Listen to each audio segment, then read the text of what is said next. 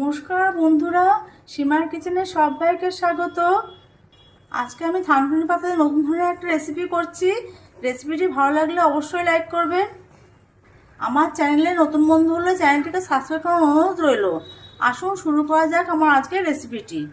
এখানে আমি ডাটা সহ থানকুনি পাতা নিয়েছি, এগুলো ভালো করে কেটে ধুয়ে নেব। থানকুনি পাতার ডাটাগুলো এভাবে ছাড়িয়ে নিতে হবে, এইভাবে ছাড়িয়ে নিতে হবে। এবার ভেঙে নিলাম।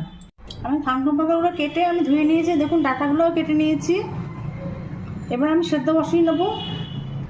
আমি একটা কড়া বসিয়ে দিয়েছি গ্যাসে, তাতে আমি জল দিচ্ছি। এবার ডাটা পাতাগুলো আমি সেদ্ধ করে নিচ্ছি, আর কিছু কাঁচা লঙ্কা দিচ্ছি তাতে।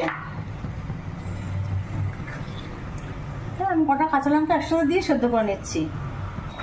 দেখুন পাতাগুলো আমি সেদ্ধ বসিয়েছিলাম জল দিয়ে, সেদ্ধ হয়ে গেছে। এবার নামিয়ে নিচ্ছি। আমি এখানে জল থেকে ছেড়ে তুলে নিচ্ছি।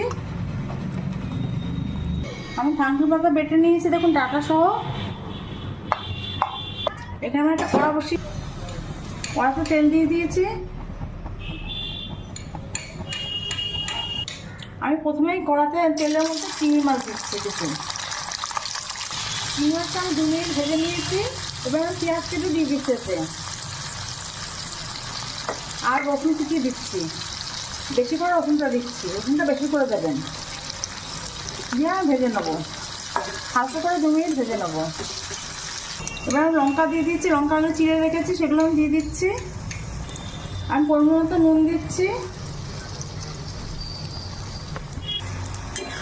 মোটামুটি ভাজা হয়ে গেছে, দেখুন পেঁয়াজ, রসুন, কাঁচা লঙ্কা, চিংড়ি মাছ সব কিছু ভাজা হয়ে গেছে।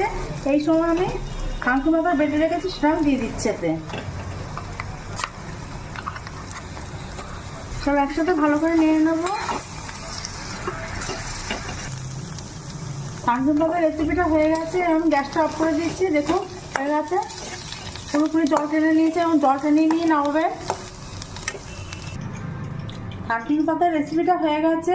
রেসিপিটা যদি ভালো লাগে অবশ্যই বাড়িতে ট্রাই করবেন। গরম ভাত দিয়ে 1 থালা ভাত নিমেষেই শেষ হয়ে যায়।